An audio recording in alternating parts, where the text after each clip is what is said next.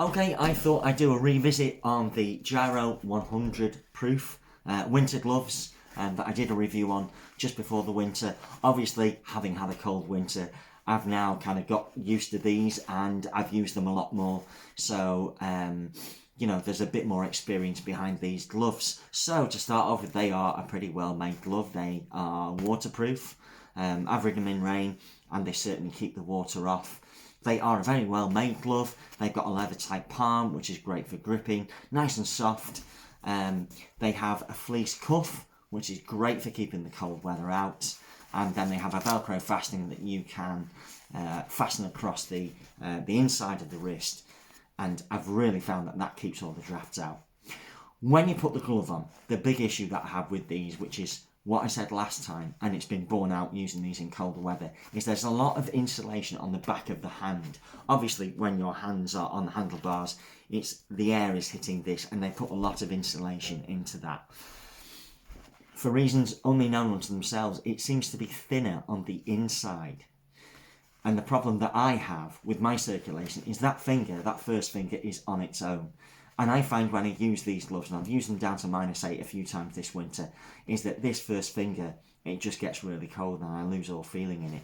And you can actually feel the sides here are thinner.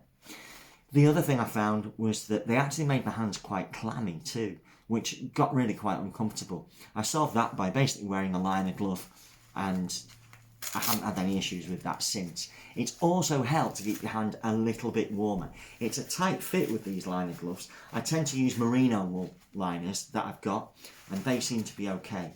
They are a bit of a faff to put on. It's easy putting one on when you've got a free hand, but then when you have to use that hand to put the other one on, it can be a bit difficult getting the fleece cuff to sit tight. But you can do it, and pull tight on the little strap there, and bingo bongo.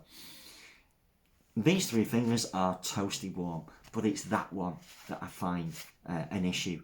And the previous iteration of this glove, they were lobster gloves, so it had two fingers together like that, and I found that was brilliant.